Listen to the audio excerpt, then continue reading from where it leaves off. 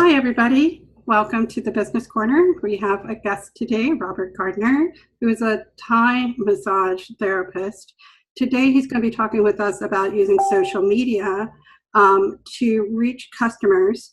And we're going to be talking today about using email lists, Facebook, and we'll also be talking a little bit about Twitter, right? Is that what we decided? The social media platforms as well, but Yeah.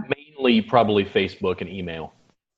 And Robert is a really amazing massage therapist who does massage. He also does Thai massage. He's also a yoga teacher. He's mixing up a lot of different things. And one of the things that he's able to do through social media is to explain to people what he's doing, because he's not like your typical massage therapist. That's part of what we're here at SADHANA is we really want people to go in these directions of being extraordinary practitioners. And that means that you start to not look like anyone else. And I think that when you do that, you have to become very good at communicating to people who you are and what you do, because you don't fit into a peg that people are familiar with. You need to be teaching people the value of what you do. And I think Robert is amazing at what he does. So welcome, Robert. Thank you for joining us. Oh, thank you for having me on. I apologize it took me so long to arrange my schedule to do it. Not at all. I'm really happy to have you here. I'm always happy to have you here on the show. We're also going to be learning a little bit about Robert's new program, Reboot, and what he's doing with that, and also a little bit about how you're promoting that. Okay. So Robert, thank you for joining us. Tell us a little bit about just how everything that's happening right now in your business. Can you just give me a little sort of slice of what's happening with you? There's a long arc that happens with a business. So I don't want you to think it's one thing. It's a bunch of things that add up over the course of time. So with me right now, we just launched a subscription service for the first time, which is a really new big step. Because I have a way of interacting with students at a distance in an ongoing way where I can teach via video and via live conference like this more rapidly, because I was having challenges traveling from state to state physically because airplane tickets, hotel rooms, you have to get a certain number of students in class. And I went, listen, let's set up the infrastructure. I can record and document almost everything. We can upload it to the subscription service. I can do interactive things like this and actually show you technique. So Suzanne, if you had a question about some bodywork related technique, I could show you. And we're providing that for a subscription service right now at $7 a month, which means that it's at a price point that allows people in my industry or potentially worldwide to start studying with me at a distance, which increasingly was what was the challenge, because as I was embracing social media, a guy in South Dakota wants to study, a young lady in New Hampshire, somebody this morning, just to give you an idea, from Germany was talking to me on Snapchat. Never met them before. And when you're in that position, you're trying to reach out to all those people as much as you can, not only from a standpoint of building your social presence, but also building a fan base that can potentially lead to sales. Yeah, absolutely. And also not only just lead to sales, but also be able to explain to people what you do and serve more people. Yeah. Because I think that as you become very good at what you do, then there's I do think that there's an obligation to pass on your teaching. When you have the ability to study with really fabulous teachers, you need to be a link in the chain, you need to continue to teach. And so I think that it's not just about making money and making a living, which I think is really important, but it's also about being able to show people, pass on the teachings that you have and also the teachings that you're developing, be able to reach a group of people who are interested. A lot of times those people aren't necessarily living right next door to you. Yeah. So you're doing a lot of video conference work, and then you're doing it through the subscription site. Tell me a little bit about, we started talking about email lists, and what role does that play for you in your business? When I thought about giving this talk, that was one of the things I wanted to discuss first, because when you're dealing with a social media platform like Facebook, you have to understand that Facebook is a business. Facebook initially allows you to use their, site for free, because what they're doing is eventually they knew they were going to do this. They were building towards ads, and they're collating all of the data that you give them daily by making posts. So most people seem to look at Facebook as almost like a public utility, but it's not. It is a business. When you get that little drip in your feed, you think that's what Facebook is. And I'm here to tell you that if you run a Facebook ad, you realize very quickly that Facebook is like Fox News, NBC, and CNN all rolled into one. It's not a drip anymore. You can submerge a submarine in a water tower. Yes. In a way that, you have huge outreach, and you have outreach in the same way that we do now, where it's audio video. So I'm going to go ahead. I just want to explain a few basic things, because I hear the questions that people ask, and I want to make sure that people are first of all aware that the feed that they see and your feed, your personal feed that you see, that is not the feed that everybody else sees. Your feed is made up of posts from your friends, and your friend list really makes up what's in your feed. And then out of that, what is prioritized are things where you have hit the like button on them. So it's important that if there's people you want to see more of them, you press that like button.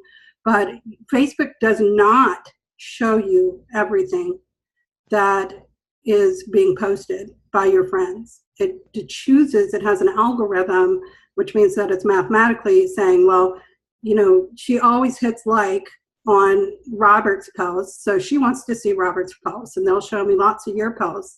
But if I never hit like on other people's posts or comment or interact in any way, over time they're going to kind of drop those things out. As a business person, the problem with that is that you are very dependent upon whether people commented, liked, or not. You can encourage people to do it, but it doesn't necessarily mean that they will. Yep. Go ahead. So the reason we mention that is not to make Facebook depressing in any way. Social media is an amazing form of outreach that you can absolutely use to build your own personal brand and to make sales over time. But you have to engage people. The challenge is, if you're not building an email list, what if Facebook goes away? What if YouTube, Twitter, all those things go away? Then what are you left with? There are people who had this happen where they built their whole business on Facebook, and then Facebook switched up how things happened, and all of a sudden, that has happened to a lot of businesses actually. So the thing is, if you're building an email list in addition, what I think of is, you're not just thinking about one social media platform. You're talking about an overall business strategy that includes social media. But one of the smartest things I did was I put out a free workbook, because people like Emily were talking about Thai massage. People didn't know what Thai massage was in my area. And I said, okay, so the challenge is you have to educate people. You can use all these social media platforms to educate people, and then you can distribute a free workbook that gets them on your email list. That $1,800 that I spent on that workbook is bar none the best advertising money I have ever spent, even though at the time it seemed like, wow, $1,800, that was amazing. And then to give it away for free, I had people tell me that is the dumbest thing they'd ever heard. And I said, watch. And then 7 years later, I'm still giving away the same free workbook. Every day, on average, I get 2 to 3 downloads, which means I get 2 or 3 more email addresses. And then once a month or so, I'm going to kick out an email. I'm going to let them know about this talk. I'm going to post a YouTube video, because I'm providing them this steady stream of content through my email list.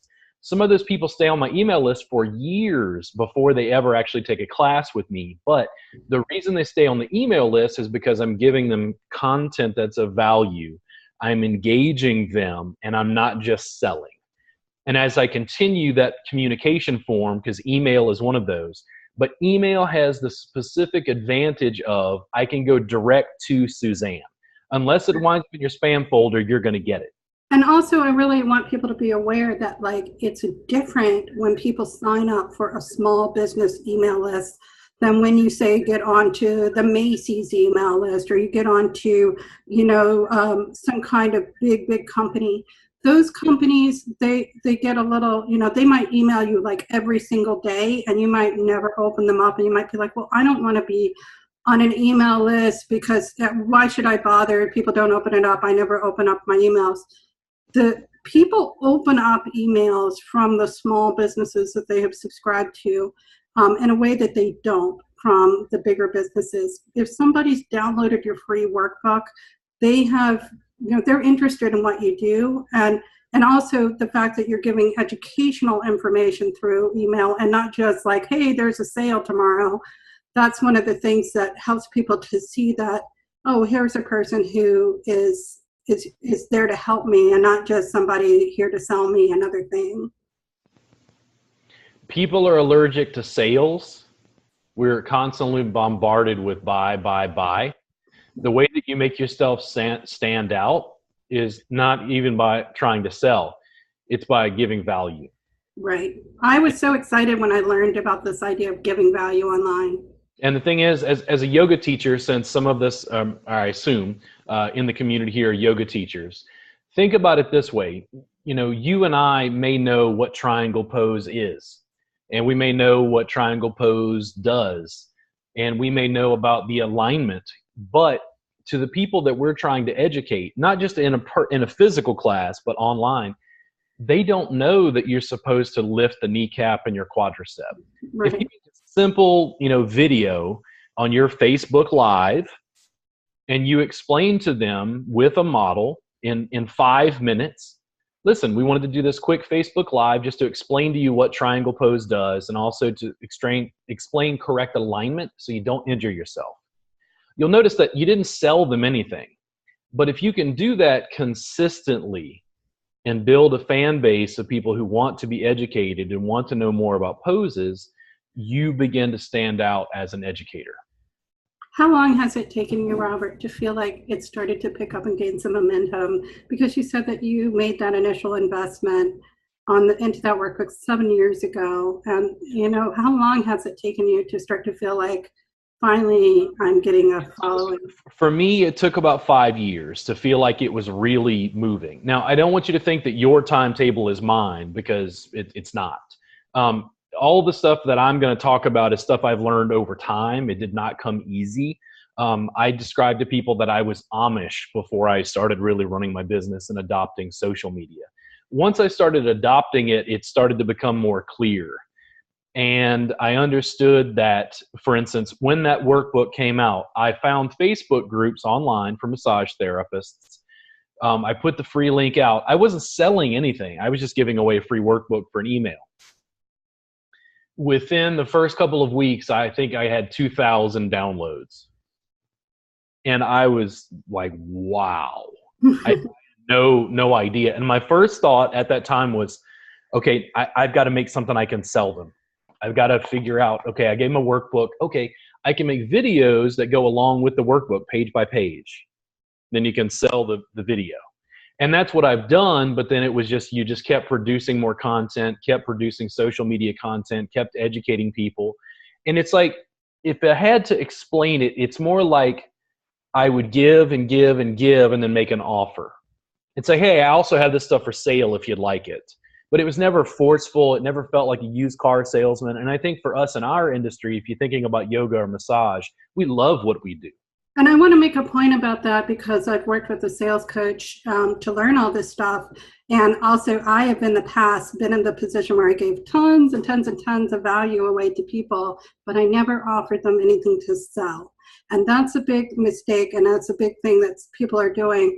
There's a book, and I'll try to find it, that my sales coach, I've never read it, but it talks about this. She's talked about it before. It's called something like Punch, Pow, or something like that, where it talks about the fact that you do need to every so often offer something for sale, make an offer. Otherwise, people just will continue to consume all your free content and you won't ever sell anything. And that leads to total burnout. And I can personally attest to the fact that, as somebody who did that, who love to talk about yoga would come on and, be there every day giving out free information without ever telling people I have something to sell. Yeah. That it really was a mistake. So you do need to, even if you don't really quite know what you're selling, every so often, put a little something out there and just tell people, like, buy this, just so they know you're selling something. The free is the springboard. It's where you give them value that then lets them be a fan and a follower to then purchase. So let's say you're using Facebook Live. You started once a week. You did a new yoga pose, 5-10 minutes. Well, eventually over time, what you can do is, let's say you did 20 different videos like that. Over time, you're building a following. One, I would recommend recording those. And there is a way, if you do a little research on Google, you can take that Facebook video, that Facebook Live, and download it and then upload it to YouTube. It's very easy. All you do is you just change the link to a mobile link and then you download it. It's not like a complicated thing to do it. So now you've doubled up on 2 different platforms. The advantage to YouTube is owned by Google. So when people are typing in triangle pose yoga, you're more likely to show up because of that YouTube video.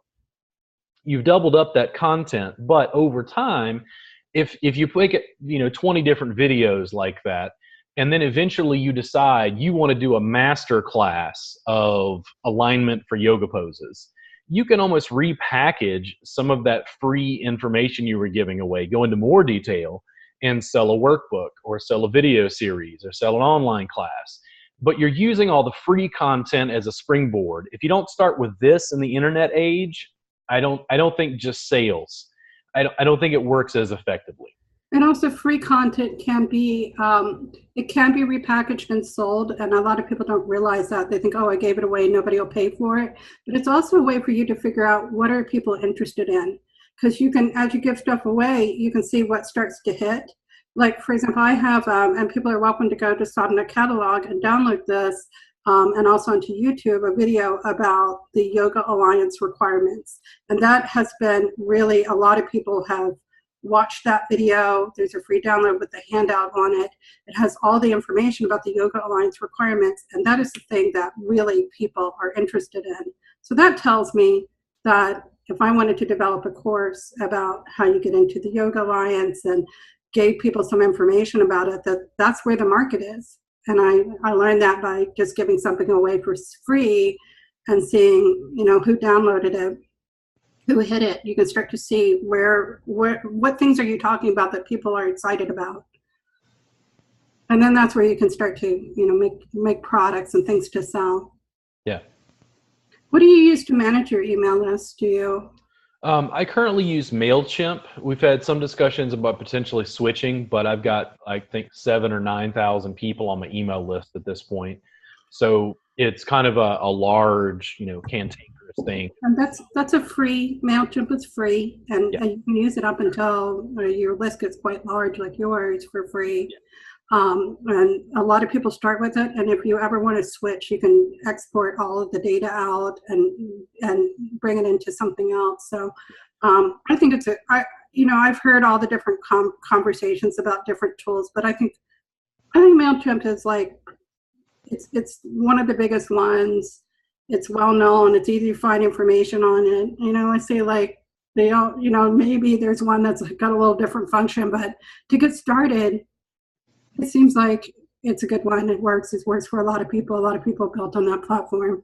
We talked about how social media, particularly Facebook, they sort of funnel and filter down information. So, for instance, if you post something about the sadhana community, I don't necessarily get that unless I'm regularly liking sadhana posts and interacting with sadhana posts. But if I'm also on your email list, okay, I can get that email. And what you do is you provide a link to this video in the email list. It's because now you're doubling up across platforms. I'm sending an email that has links to all of my social media to get that person to follow me on Snapchat or Twitter or Instagram, because you're doing this cross promotion. It's like I'm getting on Instagram Live or Instagram, making a quick story and telling people, hey, I shot a new YouTube video and I include like the basic whatever was in the video. It was about triangle pose. You're right.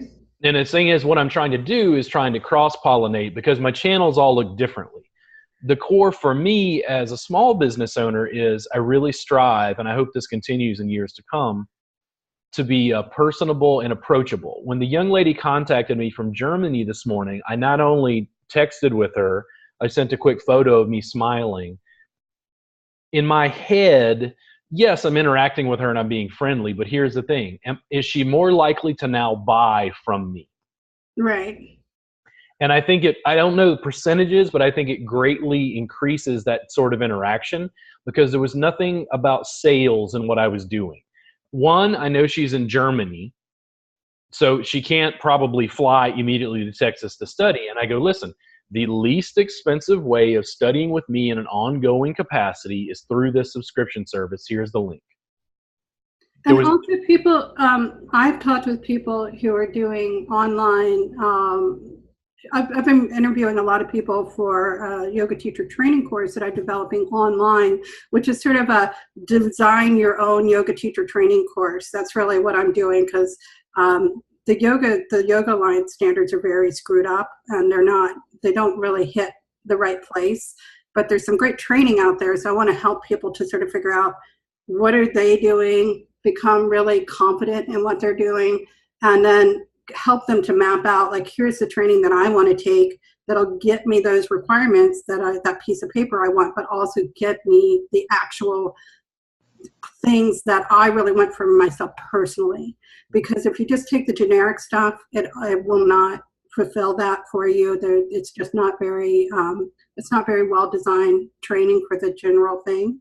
So I'm helping people to do that. And as I've been doing that, interviewing people, one of the big things that I hear is there's a lot of people who don't have access to good training. And there's a lot of people who would rather spend the money that they would spend on travel to develop on online training. I've talked with people who said, I'll never, like I talked with one woman who recently traveled to Las Vegas for a workshop. She said, I'll never travel again. I spent, $500-600 to travel. It was a big pain in the butt. I didn't enjoy it. I prefer to sort of be in my own house. And when I study with people online, I can study at my own time. So I think a lot of people who do things like healing arts, they're concerned that online isn't valuable to people, that they need to be in person. There's a lot of people who they can't get someplace to be in person with someone, or they don't want to. To make it real clear very quickly, so the body work and massage that I do is clothed. So it puts me more in the yoga camp in a way than it does the typical massage camp. When you involve nudity, it's hard to Facebook Live that. Right. Here's the thing. When you teach a yoga class, and I just want you to think about it as a yoga teacher, thinking about social media, thinking about promotion. Right now, Facebook Live is giving more organic views. You don't have to pay, but they're giving you more organic views for Facebook Live because video is more engaging and it keeps people on their platform. I want to know, that was my next question about Facebook Live, because you had brought that up, that you're using Facebook Live. Let's talk a little bit about Facebook Live in particular, and I want to just show people may not realize even how to do it. Yeah. So when you go into you make a post, there's a button there in the post for to go live, and then when you go live, there's you get to type in a topic for what you're doing, and then you choose when you go live. It doesn't like immediately start the live thing, so you have a moment, and there's also a preview button so you can check and make sure that the light's right and things like that, your hair looks good. While you're in the live, there's a mirror image of you that you can view. So you have some feedback. It's a little like talking to a mirror. And people can chat with you while you're on the live. They can't interact with you visually, but they can type in comments and they can make little hearts and things like that to let you know that they're listening. So you're getting more views from that Facebook Live because Facebook is giving you more of their pipeline because they want to value video because it keeps people engaged. It keeps people on their platform where they can post ads. But if you're using Facebook and you're not using video, that's one of the things you need to do. If you're a yoga teacher, my first thought, now think about this with me a second. It's not just posting. So you can take your phone, put it on a tripod or tape it to the wall, so that you have a decent view so people can watch all of your yoga classes for free through your Facebook Live. If you have yoga class at a specific day and time, it's even better because people at home can actually, for free, watch your yoga classes. So here's the thing. Beyond that, think about this for a second. If you had a class with 10 students and you had a way of having a tripod and all 10 students were Facebook Living the same yoga class, because now you're harnessing their feeds and all their friends are going, hey, where are you taking yoga class? That looked interesting. If you have 10 students and each of those students has, 100 friends and family, think about how many people you're reaching. You see what I mean? Yeah, it's clever. I hadn't heard anybody suggest that idea. It builds over time, but the thing is, they laughed at me because I run an event called Thai Massage Jam. Now, some of the attendees don't like being on camera, but I still have to promote the event. The other night, I forgot my tripod, so I literally took my phone and I taped it to the wall, and it was running Facebook Live. But it doesn't cost me anything. It's what like do you do about people do you just ask people in advance, do you have to sign a waiver or something? So one of the things you can do, let's say you're teaching a yoga class, you can get people to sign an audio-visual waiver, which means that you have the right to use whatever footage and whatever either paid or free way, social media. I could add that to the liability waivers I have people sign for Thai Massage Jam. Normally, I just ask, and most people don't have any issue with it. And in that instance, I'm not selling any of that content. It's just going out for free. But if that is a concern, you would want them to sign something potentially. Yeah. I thank you for explaining that, because I know that there are people who do that, and I was, I think that there's that whole thing of like, well, it should be kind of a private moment and stuff. So, unfortunately, in the age of social media, we do kind of open up our lives like this, and I think that there's ways that you can be sensitive about it, where you can sort of say like, okay, during final resting pose, we're gonna, screens go black. We don't want, like this is the time to do that. Show technique. Let's say you don't want to do the whole class, but we'll go back to triangle pose. You ask one student, hey, can I use you for 5 minutes to demonstrate triangle pose? And you have one of the students film, and nobody else is on camera other than you and the one student that's demonstrating the pose.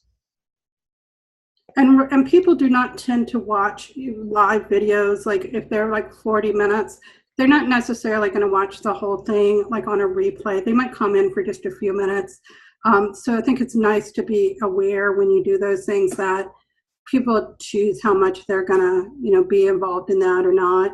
When it comes to social media, when it comes to email, when it comes to video, just think about how you like other people interacting with you.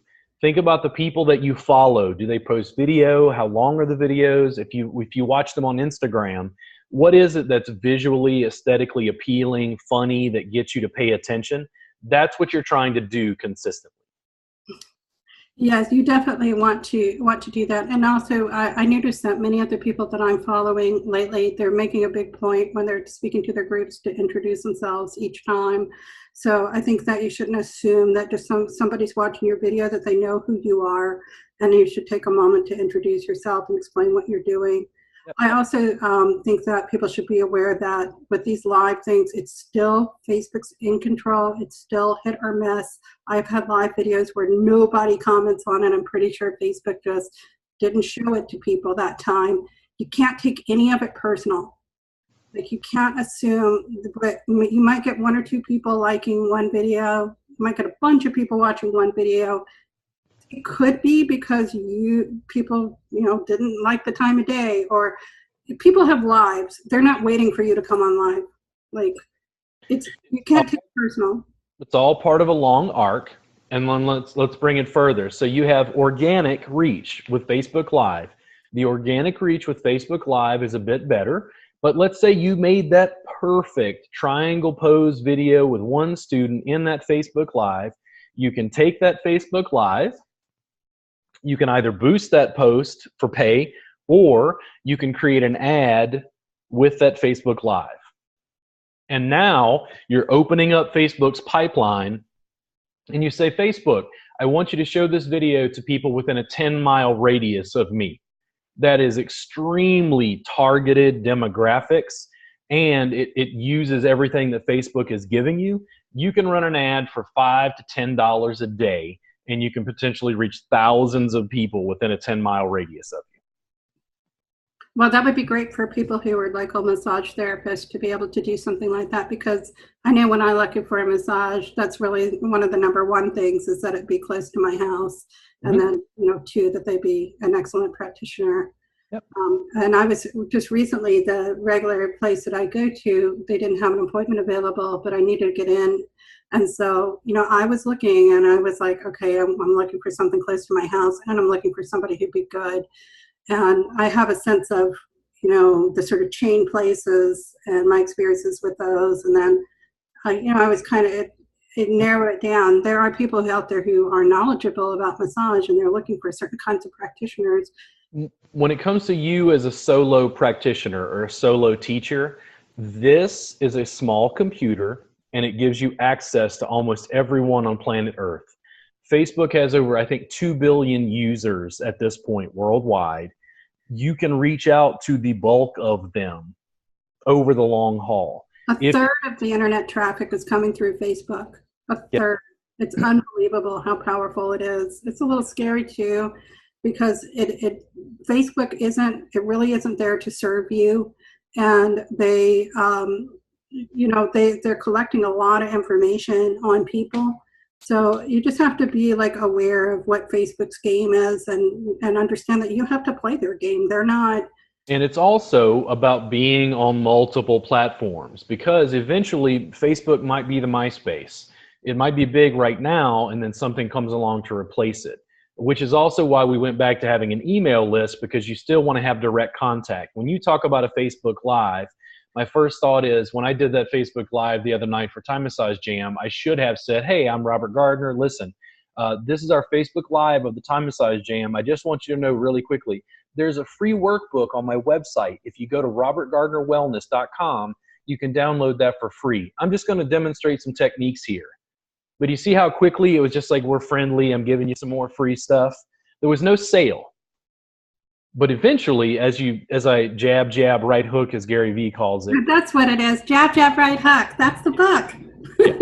Which is Gary Vee. I'm a big fan of his. He really promotes social media.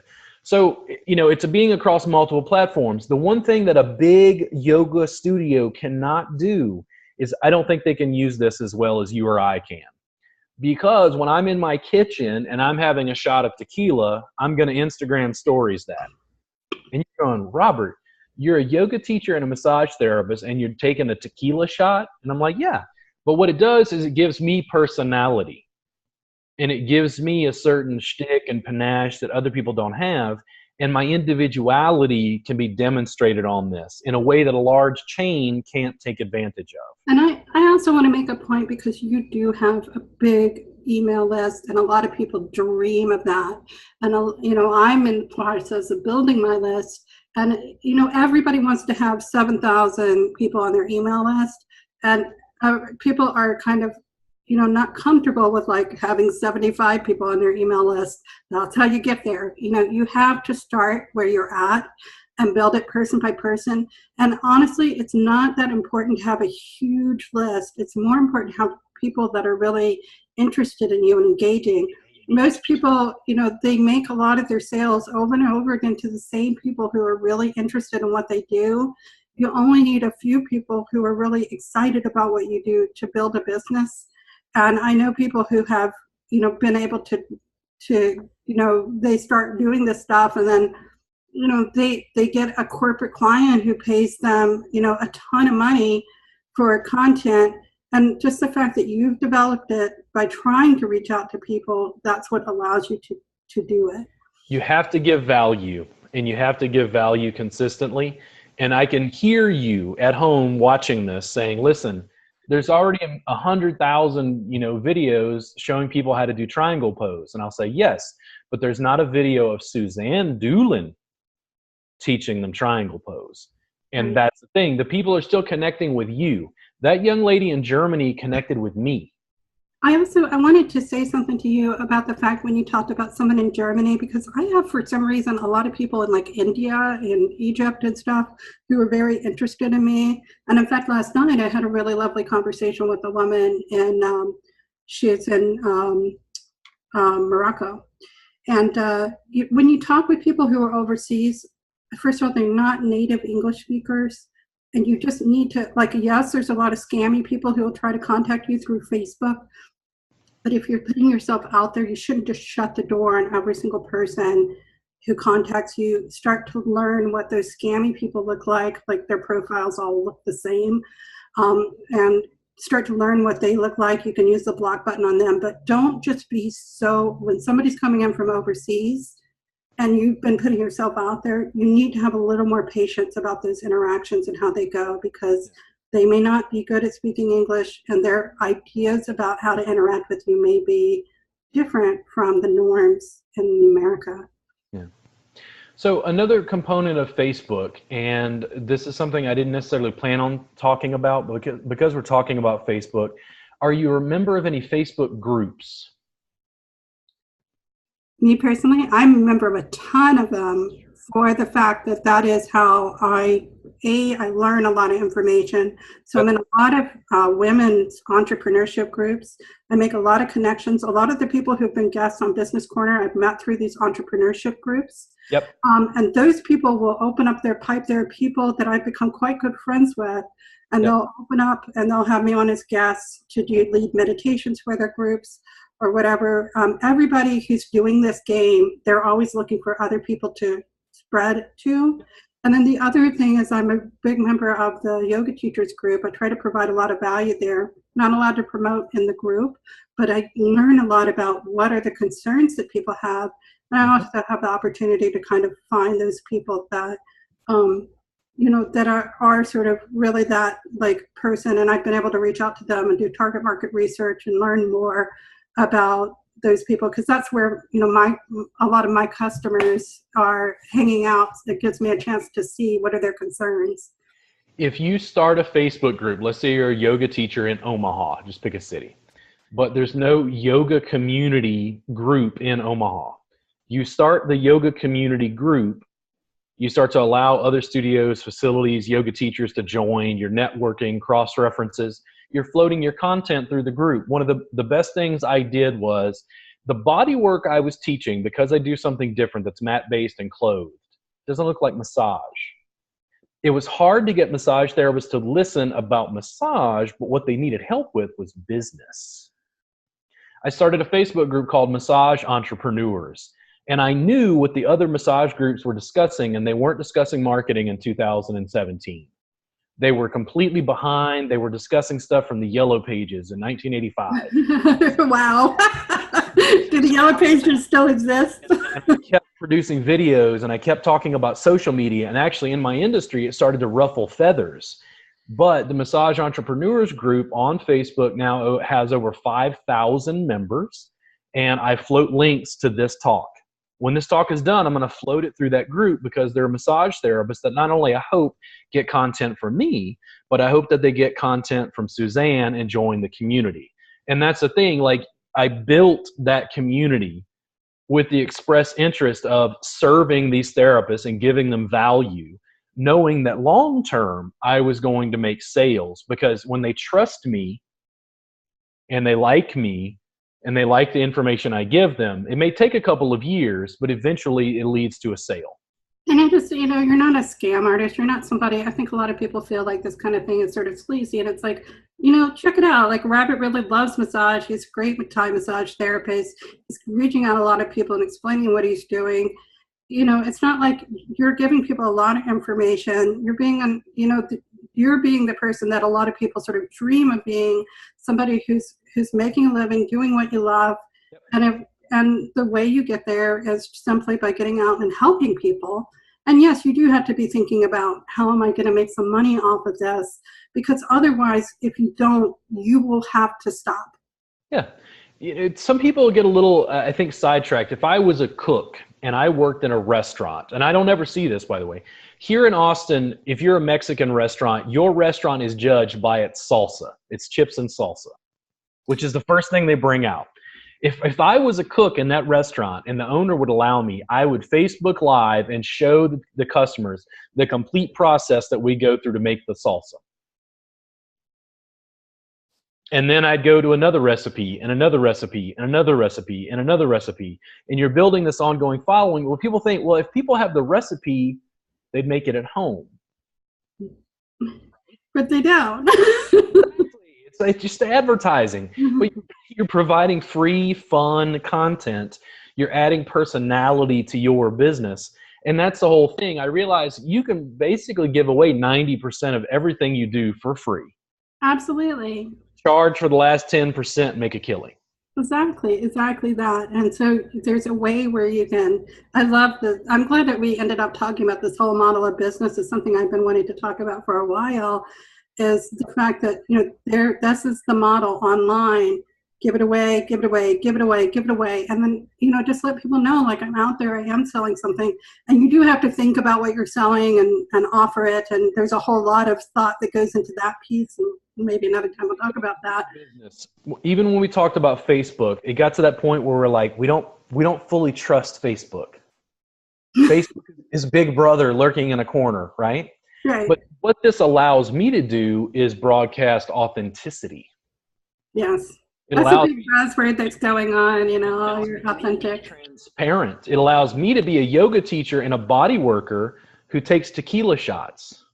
And they say, wow, Robert's just like a normal guy like me. He's so approachable, which means that young lady can contact me from Germany, know that I'm going to respond personably, and she's my friend now. When she's my friend, she is probably 20 times more likely to buy something within the next couple of years. That's my guess. Right. I hope so. And even if not, you made a friend. Right? I mean, I've really enjoyed, as I've gotten online, meeting tons of people. I've made a lot of great friends and other people who are doing the same thing. And everybody's helping each other out. And you don't have to figure it all out overnight. You don't have to be a master at it. And then it's always changing, so you have to be in with other people. One of the big things, Robert talked about the fact that, like, Facebook is going to go to video. There's going to be more and more and more video, word on the street. Everything on Facebook's going to video. So everybody who's doing social media content needs to start doing a lot of video, because that is what Facebook's doing. Everybody else is going to do it too. Massage therapists in my classes, I started setting up, I'd have them sign a little AV waiver. I would Facebook Live sections of my classes, and people were like, you can't. And I'm like, I can't what? And they're like, you're giving it away. And I'm like, yes. So the students were a little uncomfortable. They're like, I don't like being on video. And I'm like, that's why you're broke. That's why you're not making money, is because you're not educating people. You're not being, like, in other words, if you don't offer to sell me a car, I can't buy one. Yeah. It's like, and you're not just sell. You're just giving value. And also I want to talk about the thing that this whole idea of giving things away for free. The stuff that you sell, it's the stuff where people have to show up, and they has to be structured, because you can't do that for free. So there's a point where you're like, okay, I want to talk about, sequencing, and that's going to take me, I really need people to show up for, 5 weeks and teach them the stuff in order. You can't give it away that way, and that's why you have to charge for it, because that's the thing that you need people to show up for. When they commit their money, they're going to show up and they're going to engage with you. Those are the things that you sell. It's the stuff where you can record it of 5 minutes. That's not something you're going to need to sell. The other component would say YouTube. If you go back through my YouTube channel, you can see there's several hundred videos. I guarantee you that if I took and downloaded all those videos, put them in some online forum and charge for it, I could sell that same content I'm giving away for free. And the reason why is because people don't want to watch ads. Yeah, well, not only that, but when you don't want to watch ads, and then also the presentation of it on YouTube is kind of sort of this, designed for social media, this sort of streaming thing. people just can't find what they need. It's not organized well. And that's why a lot of people are doing these membership sites so that people can look, they can see everything that's there, they can find stuff. It's just, Facebook is a horrible organization, these Facebook groups. I mean, it's really frustrating how bad it is. Well, the other thing is as the technology evolves, it's in the corporate sector right now. I really start to wonder sometimes if, as technology changes, does the internet and then social media eventually become a public utility, which means we're using software to do things that maybe Facebook is doing now, but it won't be done in a corporate way. It'll be done and structured maybe in a slightly different way. You almost get into a point of like social media ethics. What I would recommend is just start small. A Facebook Live really goes a long way. So here's the thing. I'm 40. I've gained a little bit of weight. One of the things I started to notice is as I was working overtime in the past year or so, I've not been exercising a lot, so I gained weight.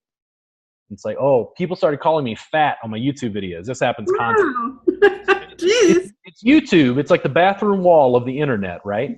The thing is, what I do is I'm very transparent about the fact that I'm working 60 hours a week trying to build my business. And then when I finally decide to start working out, guess what I document? And I do research on how to properly do a push-up. And I document going back to Bikram yoga. And I document my weight loss journey. What it does is it makes me more authentic. It's like, wow, Robert's just like me. Work for Oprah.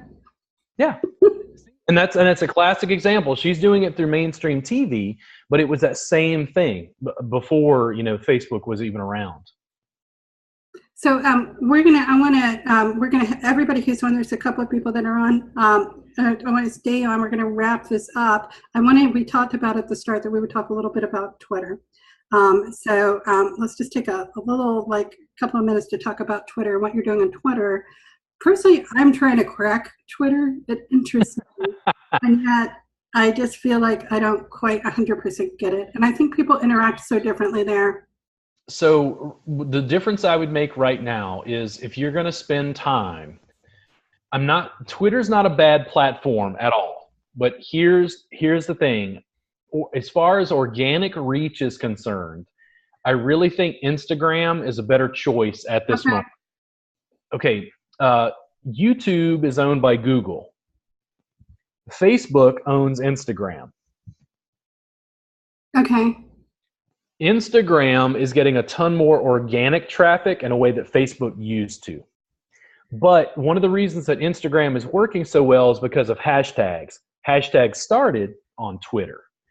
Hashtags are a very core component of Twitter because if people are searching, they operate as a search function.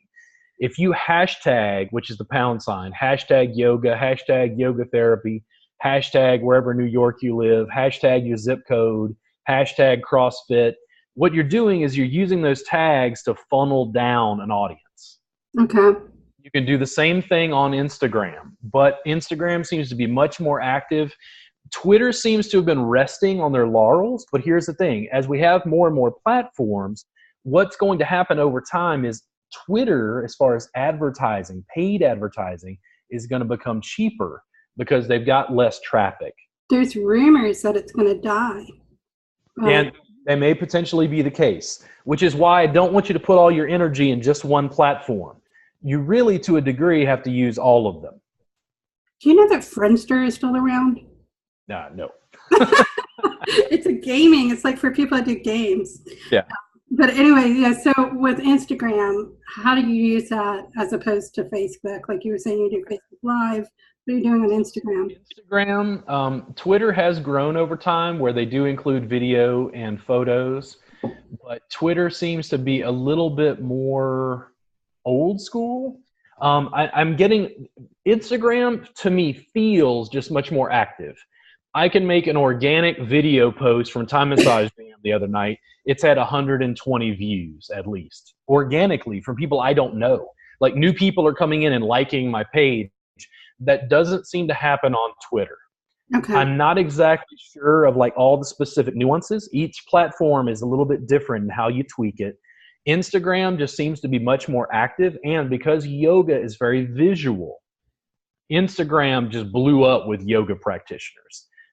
So for me, for Yeah, instance, and it's kind of like there's a lot of people who are doing this sort of extreme poses out in beautiful spots in nature and stuff like that. And I feel like there's got to be another way because that's not really personally who I am. And I feel like there's got to be another way to reach people on Instagram. it's not about one platform, it's about all of them. And long term, I just continue. I've been using G Plus and Twitter a lot less because Instagram is just much more active and it's a much better use of my time at the moment. I'm not saying don't use it. What you have to do is figure out how to double, triple up and work across multiple platforms. But when you look at Instagram and Twitter, one of the big deals is hashtags. Hashtags are a search function. Okay. If you're trying to, network and market with CrossFit, people in acro yoga, whatever, you have to do hashtag research to figure out what hashtags people are using. So if you go into Instagram and hashtag yoga, there's millions of posts every day. Like one of the ones that hits on yoga is yoga every damn day. That one gets a lot of following. And then like just hashtag yoga or yoga teacher, there's like nothing. And And then the thing is, but if you find a keyword that's got several thousand, you're more likely to be seen and rank up at the top when people search for that hashtag. Yoga love. right. New York. Yoga Austin. How do you research hashtags? Do you have a tool for that? In Instagram, you could do the same thing in Twitter, by the way. I want you to go into the search bar, and instead of just typing in yoga, I want you to hashtag yoga and then search. Instagram specifically, I haven't done this in Twitter in a while. It'll show you how many people are looking for those specific hashtags. And what you're trying to do is not pick the biggest one because you're going to get lost in a sea over here. But if you find something that's got 2,000, 10,000, more people are likely to see it. I'll take pictures of my dinner, hashtag Parmesan, hashtag lettuce, hashtag homegrown, hashtag, pepperoni, hashtag whatever's in it. And all of a sudden it's like Antonelli's cheese shop and, some champagne maker in France is now following me, and it's not even necessarily my target market, but it does increase like online traffic. Does it make sense? Right. It's noise. It's a certain amount of just like finding, and one of the things I realized when I started trying to do this is that eventually you kind of want your traffic to be more focused on you, but at first it's just about getting traffic, period. And eventually you'll start figuring out how to like reach the people that you need to reach. But at first it just tried to like get other people to see whether or not it's really that relevant. Start learning the game. The only way to really learn is to get out there and start playing with it. You got to do it. There's no other way. I mean, when you do research on those hashtags, I want you to understand that in the long arc, you do make sales. And I just want to point this out for me. I've got a free workbook. I've got paid content. I've got a constant social media presence. A young lady came and saw me the other day. She was from Chicago. I live in Austin, Texas. She got a session with me. Why? Because her daughter watches all my YouTube videos. Another lady is coming in hopefully next week from Minnesota. Why? She's coming down to Austin. She's going to be here. She decided to get a session with me. Another young lady contacted me from New Hampshire. It's not very close to Austin. From New Hampshire, she wants private training. She's going to be in town at the end of the month. She's doing 2 days of private training. And the thing is, it's just because I kept providing value, and because I provided so much value, they went, I got to study in person with this guy. Yeah, absolutely. You have a vested interest in giving them as much value as possible. What you're doing is you're giving those CrossFitters value because you're producing video content for those CrossFitters by hashtagging CrossFit, hashtagging CrossFit injury, hashtagging New York CrossFit, hashtagging New York City CrossFit. Like, because you're adding all those hashtags. I think Twitter, you have 144 character limit, okay? Twitter was really designed for a mobile device. The mobile devices have gotten stronger. I know that Instagram allows you up to 30 hashtags. Wow, that's a lot. 30, yeah. Okay. Well, we're gonna stop the recording. Before we do, Robert, can you just tell us how we reach you? how we'll put links down below on the YouTube to with all of the links to our social media so that you can join our email list. We really want you to join our email list. And also you can follow us, both of us, on Instagram, Twitter, Facebook, all of that stuff. But tell me the one thing. Platforms. If you follow Suzanne and I don't want you to just consume content. I want you to look at what we're doing. Because she and I are still trying to figure out how to use them, but you can kind of come along with us and kind of follow that journey on all those platforms. And we're here to help you out. We're not, everybody who's doing this we're all trying to help each other out. That's how we all grow, If you'll share us, we'll share you. As, Robert's building a following. He's been helping me by tweeting things out and stuff that I've been doing. And that's, you make friends with somebody who's got a bigger following and they help you out. That's how you grow. Yep. It's not just about just randomly hitting the hashtags. It's also about really actually making a friend who says, I love your business. I want people who I know to know about what you're doing, and I want it, and vice versa.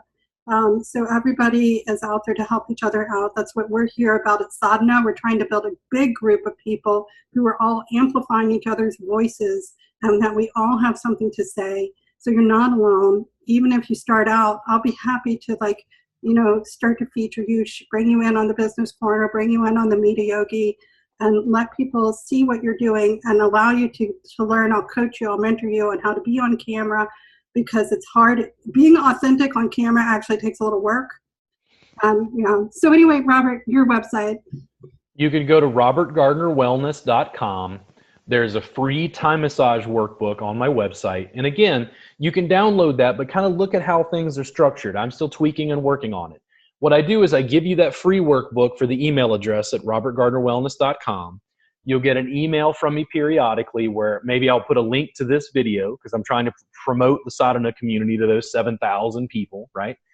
In addition, I'm just giving you value. If you write me an email, contact me on Instagram, Twitter, whatever, Snapchat, whatever social media platforms you use, I just interact with you and I try to give you different content on all those different platforms. And I'll give you a link to the video, Robert, so you can put it into your membership site for your members to see this.